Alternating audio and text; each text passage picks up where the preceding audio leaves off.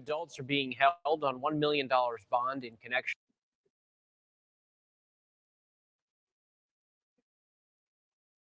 with the deadly gunfire at the Chiefs' Super Bowl celebration. Both are facing second-degree murder and other gun-related charges.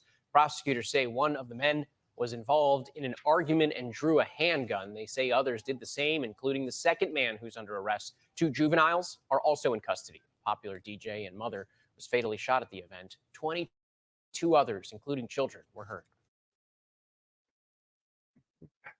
Man. Another sports bucks, another unfortunate incident has taken place in our society where we have people who don't seem to understand it's okay to walk away. Let me say that again as a lesson to any of the youth folks that watch this, that listen and watch the show, whether it's on podcasts or you go to YouTube. And we've been a little bit busy, so we haven't. I apologize for not giving you guys a little bit more frequent shows. Just been busy. It's a lot of work to put together these shows. I'm the only one producing these shows, and so it takes a lot of work and energy sometimes to do them. But it's still a pleasure, you know, when you get a chance to do it. But unfortunately, you know, the NFL season has come to an end, but some people have lost their lives. And so I first want to start the show by giving condolences to those folks that have lost someone off of someone's foolishness. Because you can't walk away, now you got a new place to stay.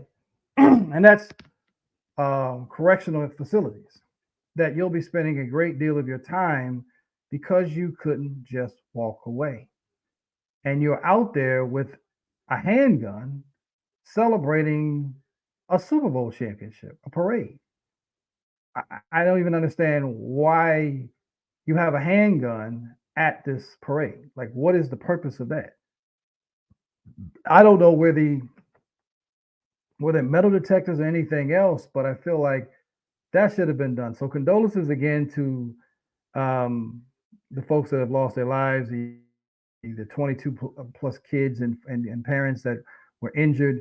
You know, big shout out to Patrick Mahomes and some of the other civilians that were there to help aid and protect these kids and stop the shooting from being even worse. The citizens that got together and attacked the shooters.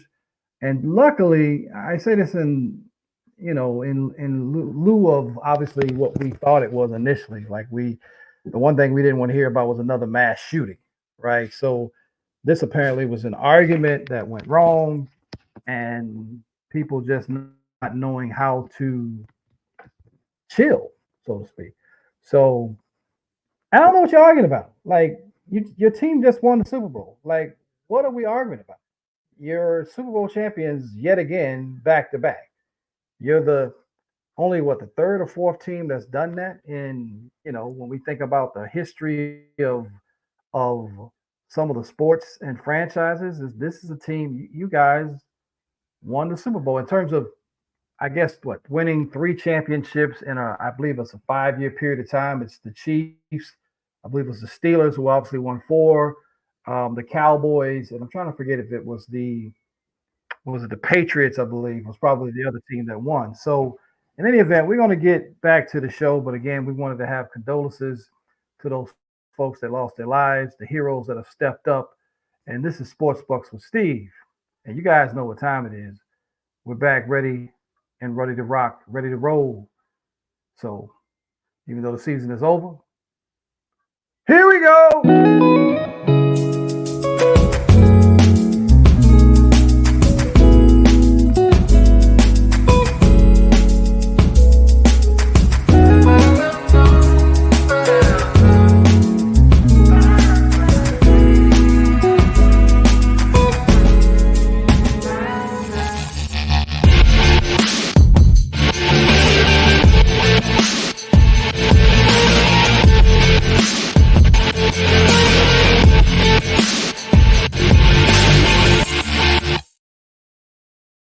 Sports Bucks with Steve takes a deeper dive into the world of sports and the impact of money, fan debates, current sporting news, and offers financial tips. Coach Steve is a certified financial fiduciary and wealth coach who specializes in retirement income tax-free strategies for individuals and business owners throughout the country. So once again, my friend, we are back, Sports Bucks with Steve. And this show is, I was wrestling around with a few different ideas, but this show is, it's almost the Avengers theme. And what I mean by that is Patrick Mahomes and the Kansas City Chiefs are the new version of the New England Patriots. I said Avengers. What I also mean is this. Patrick Mahomes and the Chiefs, especially Patrick Mahomes, seems to be the guy that has collected the Infinity Stones. Well, he's almost there, right? How many Infinity Stones were there? I don't remember. How many Infinity Stones? At least, I don't know. What was it, 4 or 5 Infinity Stones? I can't remember. Forgive me, guys. But what we know is this.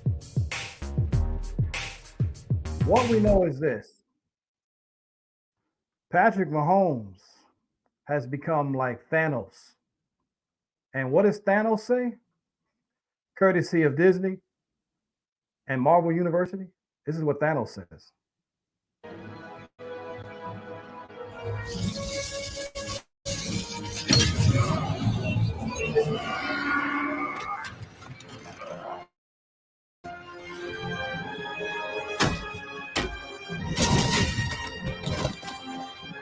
I am inevitable. Thanos is inevitable. Patrick Mahomes and the Chiefs and Andy Reid apparently are inevitable. For those who might have been sleeping on the rock, excuse me, if you're not aware, the Kansas City Chiefs have won back-to-back Super Bowl championships and are now inevitable. And so back-to-back championships, won the Super Bowl against the San Francisco 49ers yet again, this time in overtime, 25-22. The Chiefs repeat. I told people before the game, even during the course of the season, I was telling people, do not sleep on the Chiefs. And when the playoffs started, I just had this sneaky suspicion with this new relationship with Taylor Swift and Travis Kelce. Listen, I'm not going to say the NFL is fixed. I'm not going to say, but I'll say that there's just some irony and a lot of coincidences that take place. And I'll just say that it's amazing when I find out that in 3 straight Super Bowls, the Chiefs have not had one offensive holding penalty. I remember hearing Nick Bosa, a young man who I coached down in South Florida, say that the Chiefs get away with a lot of holding. Well, we did see that in the Super Bowl, and a lot of Niners fans have been crying. And amazingly, though, they cried about not getting holding calls. But when Cowboy fans were saying that Micah Parsons hadn't got a holding call, at one point it was like 10 weeks in a row he hadn't had a holding call called. And we're watching him get egregiously being held. But when we said something about Micah getting held, we were crying. And at some point in time, listen, folks, if something is happening and you see it, because you don't like someone or don't like a team, you're just going to put your head in the sand. Were the 49ers players being held? Absolutely. I saw it several times. However, I don't want to hear the 49ers complain about calls, because what do we know about the 49ers? The Chiefs are the new version of the Patriots. The 49ers are the new version of the Buffalo Bills. LLL. Lose, lose, lose. And here's something that I don't know if you're going to be able to see my screen, but this is a scary, sad fact for 49er fans across the country. Let me show you something. I don't know if you'll be able to see it, but let me just see if I can let you guys see. Oh, it's actually not going to work. It's a. Let me see. Let me check this out. Yeah, let me share something with you guys. I want to share you this look. Look at this note. Look at this. Cal Shanahan, in his last 3 appearances in the Super Bowl, as either the coach or the offensive coordinator, blew a 25-point lead in Super Bowl 51. We all know about Brady and the 28-3 comeback by the Patriots. Well, Cal Shanahan, as the offensive coordinator, decided not to run the football. He stopped giving the ball to Christian McCaffrey, CMC, early in that game. And when he decided to give it back to him, McCaffrey was being somewhat effective. He ended up, Christian McCaffrey, CMC, finished with 160 total yards of scrimmage. He did have that fumble early in the game, but that's your best player, by the way. And what Cam Jarrell Newton said is factual about Purdy being a pretty good game manager. He's a game manager. He's not a bad football player. He's a pretty good football player. He's an incredible story. But Cal Shanahan somehow stops running the football. And I'm like, what are you doing?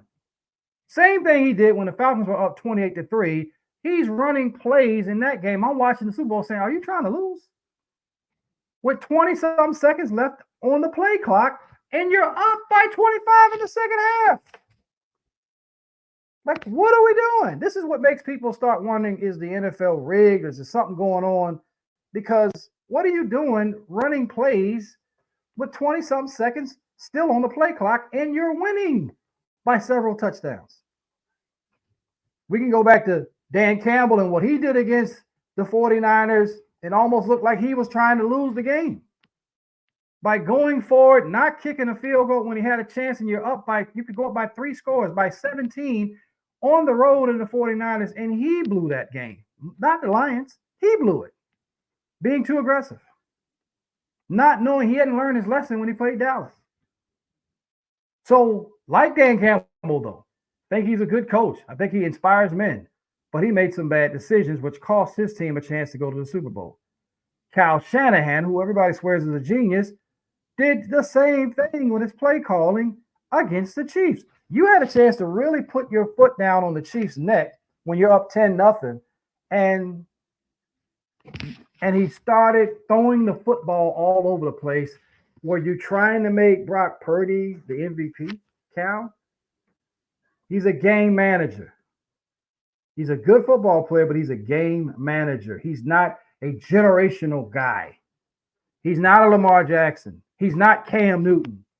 He's not John Elway. He's not Aaron Rodgers. He is not Patrick Mahomes. That's generational guys. He's not Brett Favre. These are generational guys. Troy Aikman was a game manager, by the way. And I'm a Cowboy fan. He was a game manager. Tony Romo had more talent throwing the football than Troy Aikman did. Roger Staubach was a game changer. There's levels, there's differences. Dak Prescott, somewhere in the middle. Game manager, I don't know if he's a game changer. He hasn't proven that enough. I think he has stretches and opportunities where he shows you he can be that, but he just got to get more consistent. We'll get on that in a minute. But Cal Shanahan also blew a 10-point lead in Super Bowl 54 when they were up 20-10 in the fourth quarter against the Chiefs. Then he turned around and did the same thing in Super Bowl 58 to lose that game to the 49ers. So this note, and this is by James Nagel, who says it's time to call Shanahan and the 49ers exactly what they are, the biggest choke artists in NFL history. Now, I don't know about that, but I do know that they blew that lead. and they blew an opportunity to knock out Patrick Mahomes when you had him. Let me bring in a couple of my I got to pay some bills, guys. So I need to bring in a couple of my commercial sponsors. This is the Tax Doctor. If you got some tax problems, please check them out. Again, thank you guys again for always listening to the show. We got some more stuff to talk about. Patrick Mahomes is inevitable. He's Thanos right now. And until we find an Iron Man, I think he's retired. He may be winning more and more rings. Hi, my name is Lily. My mom and dad used to fight about money all the time. Then one day, I heard them talking about this guy, some uncle I never knew called Uncle Sam. Well, they say this Uncle Sam guy wanted them to pay him like $1 gazillion, and they didn't have $1 gazillion. So they called this company they heard on the radio called the Tax Doctor. And the Tax Doctor worked with Uncle Sam's people. I think they're called the IRS. And they were able to work it out so my mom and dad didn't have to pay Uncle Sam very much money at all. So now mom and dad are happy, and I'm happy too. Thanks, Tax Doctor. If you owe $10,000 or more to the IRS or state, call now and pay less. Call 800-268-1055. That's 800-268-1055. 800-268-1055. Your children need sleep for proper development, and sleeping disorders like snoring or sleep apnea may be robbing them of the rest they deserve. At Genesis Family Dentistry, Dr. Stacy Alston not only provides the finest dental care, but free screenings to identify airway issues too. And your children can get screened for more issues, such as teeth grinding, thumb sucking, tongue ties, and more. Contact Genesis Family Dentistry, 980-292-8299. Online at genesisfamilydentistry.nc.com. Looking to protect your legacy and leave your family in solid financial health by establishing a living will or trust, but you're not sure where to start? At Big Wealth Partners, you can get comprehensive, budget-friendly wills and trust planning. Thanks to the powerful Estate Guru software, you get access to the attorneys you need anywhere in the nation. Wills and trust planning starts as low as $699, but with the promo code #SportsBucks, you'll get $100 off regular fees. Get started at BigWealthPartners.com. And just like that, you got to rock with it a little bit.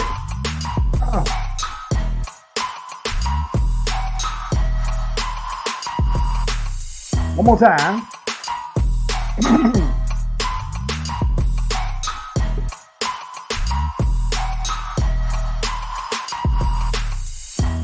Woo! One more time. Sports Bucks.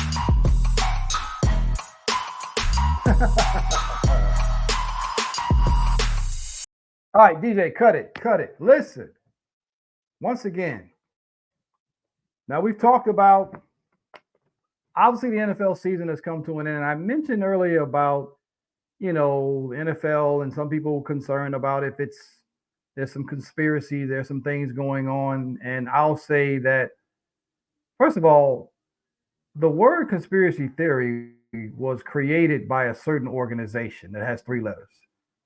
And that is typically to put you back to sleep, to not investigate or look at anything that might go against the mainstream narrative. So that's an important thing to understand. So are there some things that make you go, that's suspicious when it comes to what we see? Absolutely. It absolutely does. But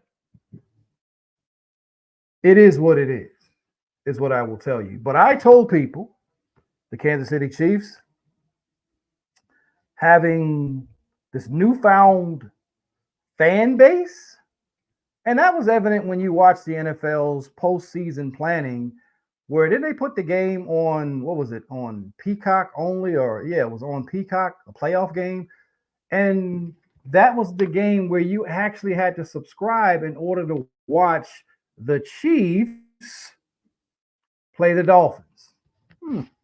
Why was it the Chiefs and not some other team that they put in that particular slot that you had to pay to watch that? You want to know why? Because the NFL is big business. And Taylor Swift, leading up to the Super Bowl, her her fan base, the Swifties, who are now become fans of the NFL, who may have not been fans previously, become part of the Chiefs Nation, brought over $330 million of new revenue. That we don't even know what that meant for that particular game for Peacock, as far as new subscribers who wanted to watch that game with the Chiefs and the Dolphins. And we knew that she would be there. Come on. And when she got to the Super Bowl, you know what kind of revenue that probably brought having her there again? I would estimate that the NFL has probably seen close to $500 million or more in revenue from Taylor Swift's involvement with Travis Kelce and therefore the Chiefs. Which that Super Bowl with the Chiefs and the 49ers, along with the new fan base, that particular game, by the way, was the most watched television event, I believe, in history. Chiefs versus the 49ers. It didn't hurt that you had Taylor Swift, a megastar, and you had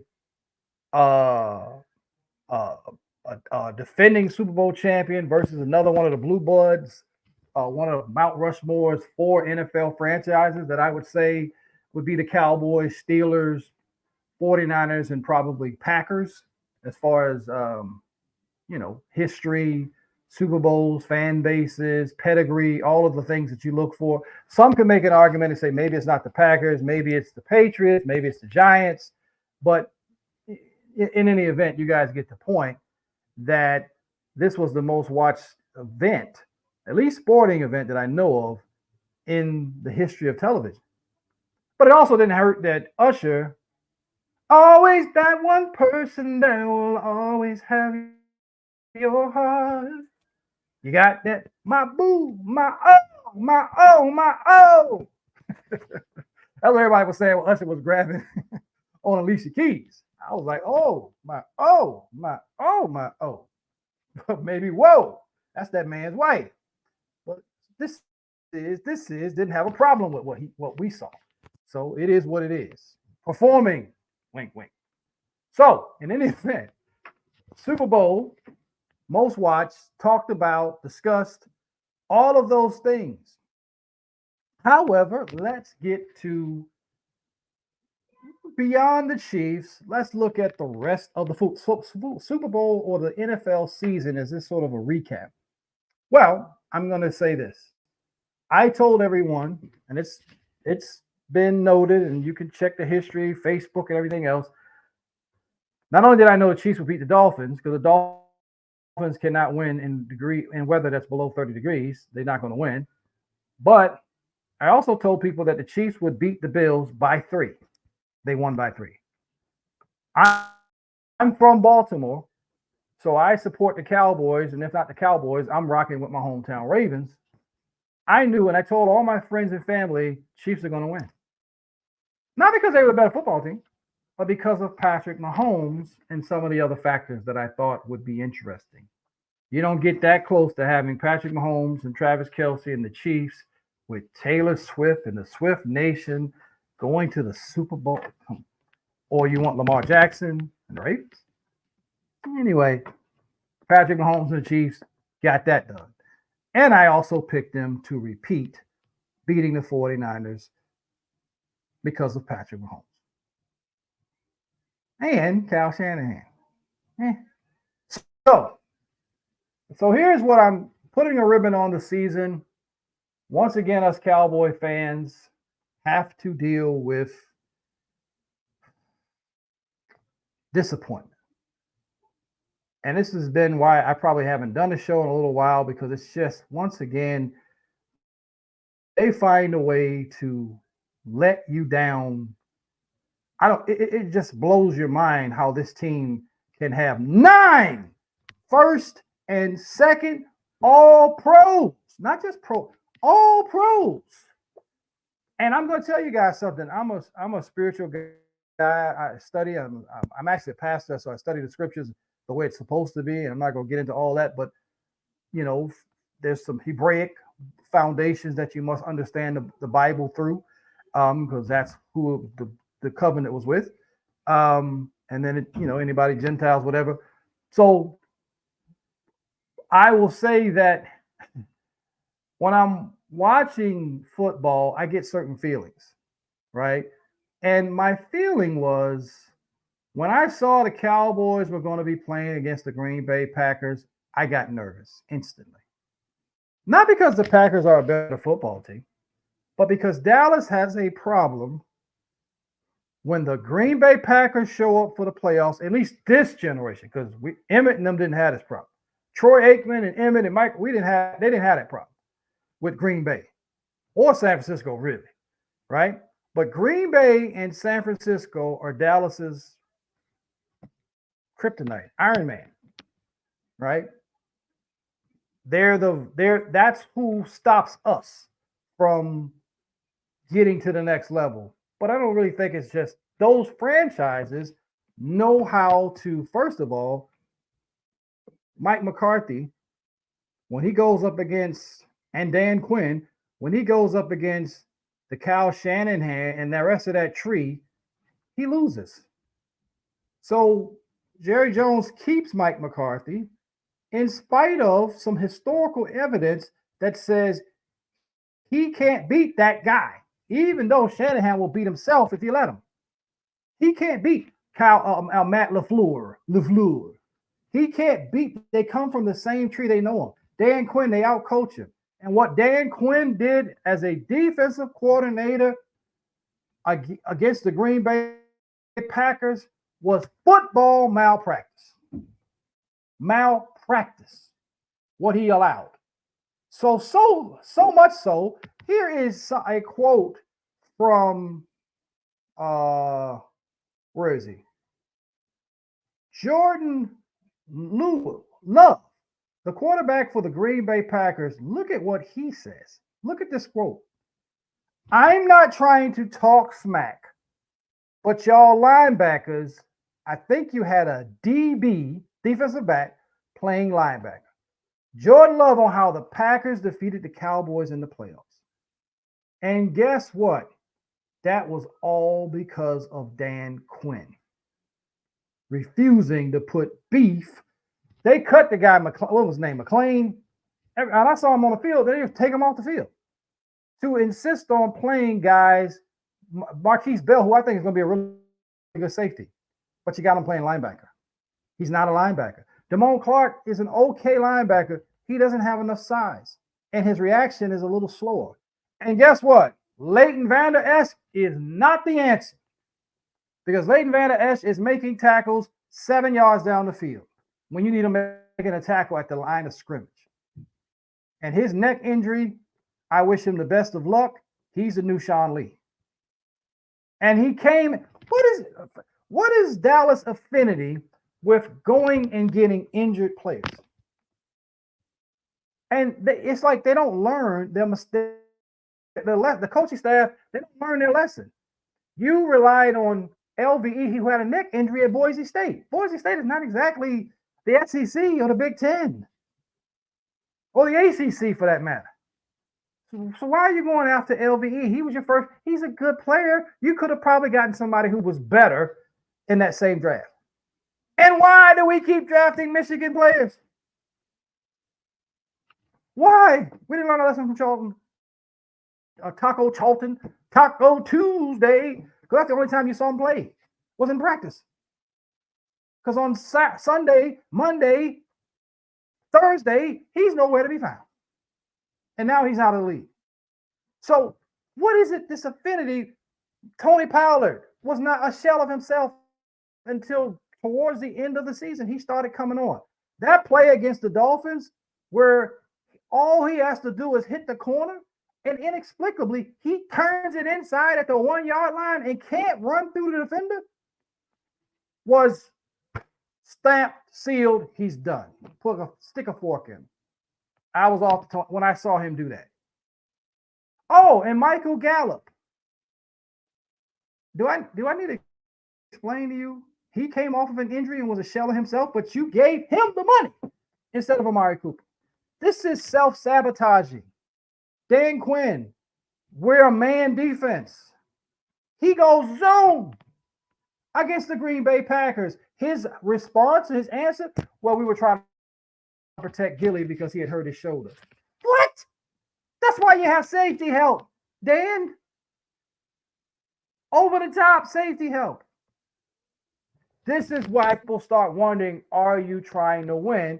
And it makes you question the Cowboys and culture, their culture. Let me play something for you, because I want to play you this interview from not my favorite guy, but I thought he was dead on when DeMarcus Lawrence said, "I was tired, boss." When he was on First Take, I was tired, boss. Reason why we couldn't win. What? You're tired? Are you serious? Brother, that was a tired excuse. Are you telling me that you were too tired to play football? You young men. Listen to this. Tired legs. Man, it's the playoffs, dog. Everybody's tired. Everybody is tired, but it's win or go home. Give a damn that your legs is tired. Sit in the cold tub some more. I don't care what you got to do. Get an IV, whatever you got to do. It is the playoffs. If the goal is to win a championship, you got to have success in the postseason. I don't want to hear the excuse about you being tired. But you know what, Ev? This is what I talked about when they stayed with Mike McCarthy. I talked about the culture. And people think culture is some catch-all and that it's not really anything tangible and people just use it to explain things they don't understand. But that is an example of the culture. When players are giving those types of excuses and when you're doing a post-mortem on their season, we're weeks removed from when you got beat by the Green Bay Packers. And that's what you got? We were tired? We were burnt out? No, man. Even if that's true, you don't admit something like that. And if that is the case, then you talk about it in terms of how we've got to get this fixed. This can't happen again. That's not what I heard. That's infuriating. It's disrespectful to the game of football. You work all year long to have an opportunity to compete for a championship, and you're one of 14 teams left standing at the end. And you tired and you burnt out because it was a long regular season. You can't be mentally locked in. You can't be ready to go from the open and kickoff. What the hell is wrong with you? And that's one of the team leaders. Tank Lawrence is one of the team leaders. And that's what he's saying. That's an embarrassment to the Dallas Cowboys. I'm embarrassed for them. I'm embarrassed that I used to play for them. Because that's what it is. That's what it is now. Ain't no way in hell they're anywhere close to winning a championship. I don't give a damn what the roster looks like. They're not close. Listen, I cannot agree more than what Canty said in that interview. That the passion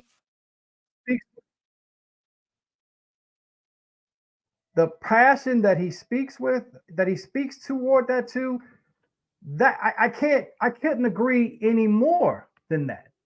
And so it's very well said. And I'm going to let you hear another guy who I don't always agree with, but he's a Hall of Fame football player, and he understands what it takes to win in the NFL at a high level. Culture. Now they do ask Micah Parsons. I may play it. I may not even play it. I don't even know if I want to play it now. But it was an interview. He said what he needs, what the Cowboys are going to need is a big linebacker. Duh! You're playing safeties. A big body linebacker and a big monster up front in that D tackle position that's going to help you win games. Which is what Dan Quinn apparently wanted Mozzie Smith to go on a slim fast. Not understanding the daggone assignment, man. And this is why people are, when we start thinking, are these guys serious? Like, you were 16-0 at home. Hadn't lost a playoff game at home. Then you allow a 9-8 Green Bay Packers team, the 7th seed, with a first-year starter at quarterback. He wasn't a rookie guy, so people stop saying that, to come in and embarrass you. And we're going to blame Dak for everything, of course. But Dak did not play defense. Dak did not give up 41 points. And I'm going to make a point about that after this video. where Shannon Sharp is talking about this situation. But check this out. He is the coach. He's the offensive coordinator, the defensive coordinator, the position. He's talking about Jerry because Jones. This is what he's allowed to happen. When Jimmy was there, you actually think somebody would have ever uttered, "I'm tired"? Absolutely not. The problem is that Jerry has allowed this to happen, go on for far too long. I'm not excusing the players because at the end of the day, you're responsible for what happens on that field. But Jerry has allowed this. He doesn't put a coach in place. He doesn't put people in place that can hold the players accountable. And what I've known, if you don't hold them accountable, more times than not, they're going to do what the Cowboys have been doing over the last 25 plus years. My answer to this question, Shannon, is they should have hired Bill Belichick. This is exactly what I was talking about. It's not just that he's a 6-time champion as a head coach, a 2-time champion as a coordinator, a person that as a head coach went to 9 Super Bowls. It's the Patriot mystique during all of those years of success. Whether they were winning the Super Bowl, whether they went to 10 seasons without winning the Super Bowl or whatever, you heard about the Patriot way. And we knew what that meant, the Belichick way. Because even though he had a superstar who would ultimately be known as the greatest of all time and Tom Brady, it was clear who was running football operations. It was clear that if you did anything inside that locker room that was not liked or was frowned upon by Bill Belichick, something's going to happen to you. Everybody understood it. You knew Robert Kraft was the owner. You knew that the buck stopped with him, but you also knew that when it came to inside that locker room, there was one voice. See, Robert Kraft might have something to say when it comes to finances, when it comes to contractual negotiations, etc. But the football portion of it, inside that locker room, how you walked, how you talked, how you act, how you chirped, what you said to the media, what you didn't say to the media, how you conducted yourself. Oh, no. That was one voice right there. That was one. Yeah, and that person was Bill Belichick. Now, I am not necessarily I was not a fan of hiring Bill Belichick. I wasn't necessarily a fan of that idea because I think that Bill Belichick's time has come and gone. I also think that Tom Brady was the Patriot way.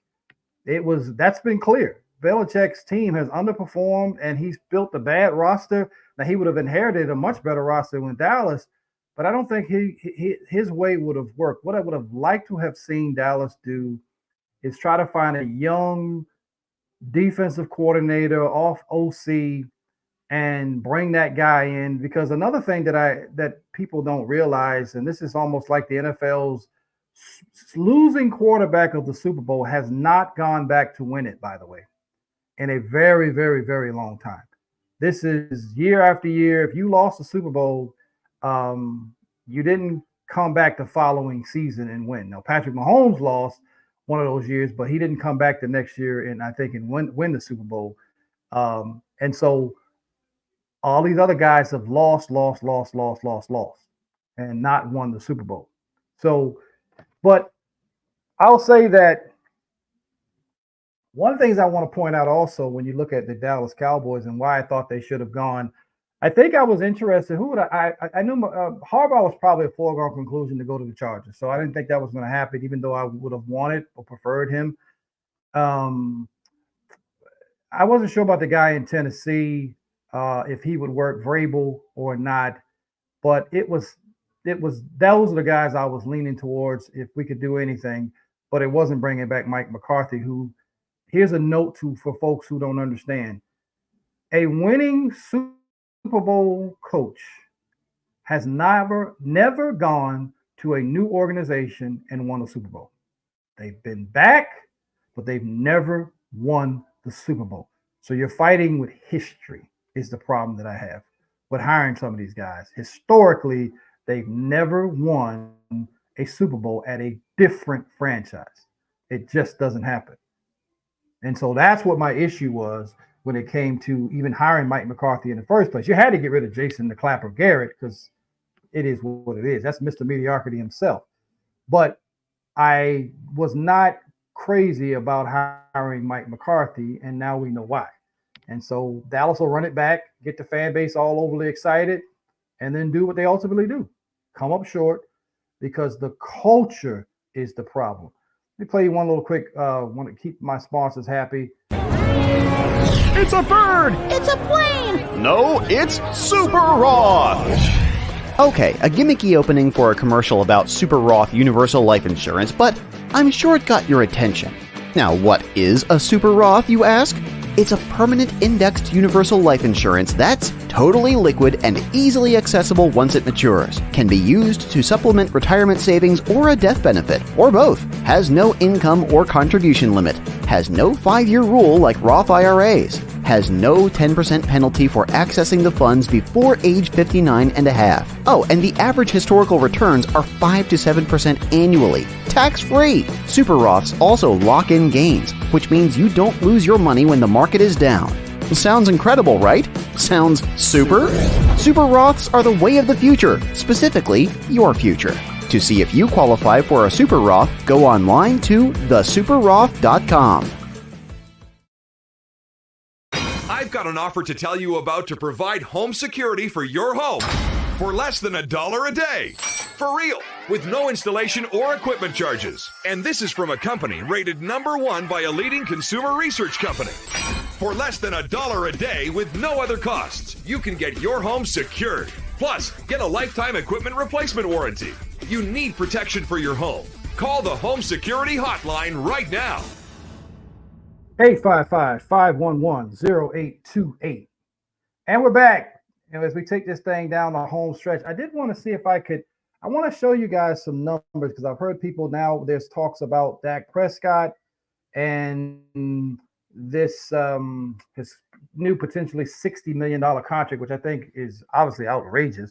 But guys like Justin Herbert is making $52 million, by the way. Jalen Hurts is making 50-something million. Dak Prescott is tied for, I believe, 10th at $40 million this season. And he has a cap hit of $59.5 million. So Dallas has to do something to get that cap number under order and under control. So Dak is going to get paid. So I know these folks that hate Dak Prescott, and you got all this stuff to say about Dak. But the reality is Dallas is not going to go out and find another franchise quarterback tomorrow. So what are your ideas? You want to just throw Trey Lance out there at quarterback? Trey Lance couldn't beat out Brock Purdy or even Sam Darnold. He was third string. So now you want him to take the quarterback position from Dak, who just finished second in the MVP vote. You guys don't, there are people out here that just say stuff that's just illogical. Let me explain to you my other point here. I was going to say this earlier. The Kansas City Chiefs, Patrick Mahomes, fantastic. Dak is not Pat. We get that. He's never supposed to have been. Dak is a 4th-round quarterback that has become a franchise quarterback for America's team. There's some other aspects of it why people don't like him. We know we live in a country where there's some ignorant folks that have a mental illness that's called racism. So they don't like Dak because he's black, right? Even though he's biracial, they don't like him. So that's a big component to why people don't like Dak Prescott. Let's call a spade a spade. That's what it really is. Some of you don't like him because of that very reason. Some of you are unrealistic, and some of you are right because he is 2-5 in the playoffs. But guess what? You don't play defense. You can't play defense. So let me give you an understanding. The Packers scored 48. One of them was a pick six because Dak is forcing the ball to CeeDee, who was having an emotional breakdown. Don't know what was going on with him in the playoffs. He wasn't right when it was 7-0. I saw it early and said, oh, no, there's something wrong with these guys. Again, it makes you start thinking about, what's really, really going on, right? I knew early on they were off. They've been on all year. All of a sudden, CeeDee Lamb led the league in catches this season. Dak Prescott led the NFL in touchdown passes this season. Now, all of a sudden, they on the wrong page, playing a home game where they've been undefeated all season. Something don't seem right. In any event, because Dak threw an interception that should have been pass interference, by the way, because the guy interfered with Brandon Cook. My problem with Dak is, Why are you throwing the ball to Brandon Cook in that tight window with Jair Alexander all over him? The decision to throw the ball to him in that spot was a bad decision. I don't know what happens and why you would force that. But Jair Alexander was there early. He's early a lot, but he gets away with it because of reputation. Anyway, he's a great player, but he still gets away with certain things. Just like what's my guy from the Dolphins used to get away with stuff like that. Jalen Ramsey will get away with plays like that early, and they don't call anything. So here's what I'm going to tell people though. Dak threw that interception, but guess what? The defense does not have to allow a touchdown. It wasn't first and goal at the 3-yard line. It was in our red zone, but you don't have to allow a touchdown on that drive. So you put 14 on Dak. No, it could have been a field goal you could have held him to. You don't have to let him score. Here's another thing. Aaron Jones. You can't make this stuff up, y'all. Aaron Jones had 2 rushing touchdowns all season long. I want y'all to hear me what I just said. Aaron Jones had 2 rushing touchdowns all season long. Against the Dallas Cowboys, he has 3 in the same game. You cannot make this up. Every time he plays Dallas, he has a career game. Guess what happens the very next week? He gets none against the 49ers, who were giving up almost 5 and 6 yards a carry, by the way, but he doesn't score. You don't have to let him score. Here's my point. Let me show you Dak Prescott's numbers, and then I'm going to make my last presentation, so to speak, getting you to understand why you don't get rid of an MVP who arguably could have been MVP or maybe even should have been MVP, because Dak Prescott did not have the one thing that Lamar Jackson had. Guess what that was? A defense. Dallas's defense was predicated on big or bust. They either get a turnover or you drive down the field and either have to settle for a field goal or you get a touchdown. If they didn't get a turnover, you could take the ball down the field on the Dallas Cowboy defense because they played safeties in linebackers position. You didn't have the right guys on the line of scrimmage. Mainly your D tackle was not getting it done. We love basement shopping for these guys instead of going out and finding you a Chris Jones or what's my man name that plays for the Colts or the guy that plays for the Tennessee Titans. These are, what's his name, Jeffrey Simmons or something like that. These are the tackles we need. We need monsters in the middle that will make people eat. And Dan Quinn, I'm glad you're gone. Why are you playing Micah strictly on the edge in that game when you should have put him back at middle linebacker where he can see the field, read and react? This ain't hard, folks. This is people that's getting paid millions plus dollars to coach in a professional level that can't see the error of their ways. And now he's the head coach for the Washington Commanders. Oh, good luck with that. So this is the stuff I'm talking about. Well, let's take a look at Dak Prescott's numbers as we get ready to wrap this up. Here are Dakota Rain's numbers. Let's take a look. Dak Prescott, 2023. Where are we? Dak Prescott, 2023. Look at this. Ranking among starting quarterbacks. QBR, 72.6. He's second. QB rating, 105.9. Total win probability added, first. Wins over replacement, first. Total EPA, first. EPA play, second. Passing touchdowns, as I said, first with 36. Passing yards, third with 4,500 yards, 4,516. YPA, tied for fifth. Completion percentage, 69.4. That's first. Touchdown to interception ratio, 4-1. That's first. PFF grade, 89.8. Second. On target throw percentage, 5th.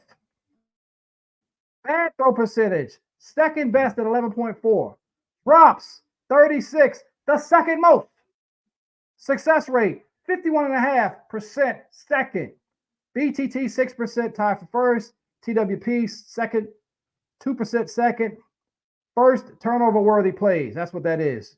2%. He's 2nd. 1st downs, 200. 1st touchdown percentage, 2nd. Number 1 scoring offense in the NFL at 29.9 points per game. 3rd down stats, number 1 EPA play. Offense with the 2nd fewest giveaway. Offense, 2nd and 3rd down percentage. Get out of here. You don't know what you're talking about. You want to get rid of that guy? To get what? This is why you can't listen to overreaction with fans, and you cannot listen to the media when they're talking, because they're not giving you the truth of what actually it is, man. You can't listen to them because they're just talking. This guy should have been MVP in all reality, but was not because of politics. So, and another thing, I want to share you a video, and I think I'm going to play it anyway. I was going to try to make this show short, but because we've been gone for a little while, I need to make it a little longer. Let me explain something to you. Here's the point. Dak Prescott's team lost 48-32. He threw for 400 and something yards. A lot of it was empty calories, late stuff. But I am telling you, this was a sabotage game by the coaching staff and the culture, which I keep hearing people blame Jerry Jones as the problem. Shannon Sharp says Jerry Jones, Jerry Jones, Jerry Jones. Jerry Jones has succeeded a lot of what his power to Stephen Jones. Stephen Jones is the culprit, folks. Put the blame on the right Jones. It's Stephen Jones is the guy that is mostly running the show nowadays within the Jones family operations. It's Stephen Jones. Jerry Jones is a player's owner. Jerry Jones is a generous guy from what we hear and understand. So Micah is talking to Stephen A. Smith about Jerry Jones's generosity and about what the Cowboys, he feels the Cowboys need. Watch this interview, courtesy again of, who cares, Stephen A. Smith Show. This is Super Bowl. Jerry sees me walking out the win. Jerry was at the win. He said, "Hey, you going to the Super Bowl?" I said, "Yeah, I'm going." He said, come see us. And I was like, "Hey, you got any extra tickets? You know, I got some homeboys that want to come." Jerry sends me 4 extra tickets to the Super Bowl suite. And we just sit and talk from before the game until the whole half about players I want to bring in, players I want to be around, who do I need, who do I want to be with, future of our team. And that's just dope to have that type of feedback with an owner that, you know, loves to hear your ideas and what you think and where the team can be. And, you know, Jerry's been, you know, pretty amazing about that with my family and stuff like that. So I've had them conversations with him, and we spoke for 2-3 hours just in the Super Bowl alone. When you told him what you thought the team needed, what did you say? I'm not asking for names. I'm talking about what you alluded to when it comes to culture, personality, etc. What specifically were your words to Jerry about what the Dallas Cowboys are missing and what they need? So I told Jerry, I said, look at every team that kind of was in that Final Four. Who do they have? San Francisco, Detroit. Okay. Who did Baltimore have? A great linebacker core, right? Who did San Fran have? Great linebacker core. KC, Bolton, and they came along. I said, we need to get another bigger linebacker who's going to come down in. And I said, we need to get a super 330 nasty interior. Look how Eric Armstead, Javon Hargrave caused havoc in, you know, the last 2 games. Look at, you know, how Ali McNeil, Detroit, and they front with Hutchinson and all them. You know, it's just certain things where I was pinpointing we can build in this because we're slim. Like we have guys, and I think Osa's been great for us, and but we just need a big old 330, can't move. Because I saw the way Chris Jones affected that Super Bowl, and I was like, my God, like You need a big boy. Get fast and clogging up the line of scrimmage. Make things happen, right? and not even just Chris Jones, Mike Pennell. Oh, yeah. Like, I think we got a lot of rushers. I think Osa, he could play inside, outside, one of the most versatile DTs. And when we lost Hank, he's a big dude. But we need to get one of them big old nasty pass rushing, get going. So you heard what Micah said, what Dallas needs, and I couldn't agree more with what Micah has said about what the Dallas Cowboy needs. But what the Dallas Cowboy also needs is a culture change and a shift that has to come with, you've got guys with talent. Micah is a freak athlete. Did you see him in the All-Star weekend? I mean, MVP, versatile, can jump. He's a freak athlete, right? Tank is a guy that is a dog, but I think Tank was not trying to throw people under the bus, in fairness to him.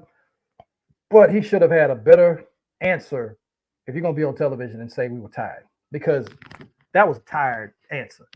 And at the end of the day, Tank knows what's really happening. He knows you need a guy just like what Micah said, another big linebacker, a coach that's not sabotaging you by changing your scheme the week of a game. Who does that? The changing your scheme. He knows that. He also knows that you've got to have playmakers all over the field, and you got to have a mindset going into that game of we got to have it today. And you watch San Francisco come into Dallas, you watch them, they got a certain attitude that they play with. Their coach sabotaged them in the Super Bowl, and in the biggest of games, that's what happens. But they do come in with a particular attitude and a nastiness. The Ravens, nastiness. The Chiefs, nastiness of how they play. Those three teams are going to be competitive year in and year out because it's a cultural and a mindset that has to come from the players as well as upper management. Culture has to change. And Dallas and our fan base deserves better than what we've been getting. Listen, we can only support a team that you can clearly see trying to win. When you see a team year after year perform to the level that the Dallas Cowboys have performed in, Dallas has lost every way imaginable. Favorite at home, favorite to win by 7 or more, and still lost. When they weren't favored, they weren't going to win. So I need Dak Prescott, though, to play like those 2023 regular season numbers and to play like he played against Tom Brady at Tampa Bay when they retired the GOAT, when he was incredible. That's the Dallas Cowboys I need. I need CeeDee Lamb to, whatever happened in that playoff game, shut it down, drop it off, get rid of it, and play like he played this past season during the regular season. We need a free agent. D-tackle that's a monster somehow. That's what I would be looking at. And trying to draft you or either D-tackle or linebacker or both. You got to get a game-changing guy to come over. Chris Jones, if you can get him. Or linebacker, Patrick McQueen, and some of these other guys, you can get them. And I think at running back, I know a lot of people think Derrick Henry's the answer. I like Derrick Henry. I think he would have been good.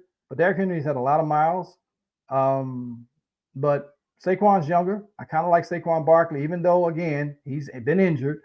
And he gets injured a lot. But he's been asked to do more with the Giants than he would have to do with Dallas. That's the big difference. And Josh Jacobs is another interesting running back. And you pair him with a younger running back on the cheap, that you can get a guy in the 4th or 5th round at running back and pair him with a veteran like Josh Jacobs or Saquon Barkley, who I like those two a little bit more because I believe you have more time with those guys than you'll have with a Derrick Henry. I think Derrick Henry, I'd still be happy, but I don't think he has more than 2 years in a Dallas Cowboy uniform. So listen, once again, we appreciate you for standing by and watching our show and supporting us as always. But it's time for us to get out of here. Like I said, this is going to be a little bit longer show because we've been gone for a while.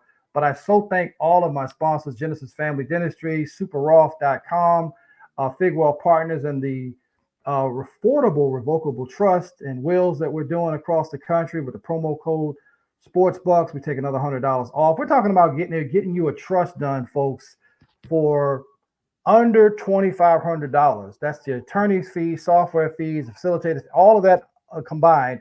And you take advantage of the couple of discounts we'll give you. It'll probably be under that. It'll be under $2,300. I can assure you. So give us a call on that. 1-800-306-5086, 1-800-306-5086. And please don't forget about FordInsuranceGroup.com, the nationwide healthcare plans that are available down to a single business owner, 1099 entrepreneur. They've got plans for you folks across the nation. So if you're hearing our show across the country, you can get affordable healthcare. Disability is a big deal right now with so many things going on. That's also something that I know that Ford Insurance Group specializes in, getting your short-term disability plans and your long-term disability plans. They have a team that can help you get that done all over the country as well. Don't forget to protect your income. I actually ran a quote because I work in income planning, period.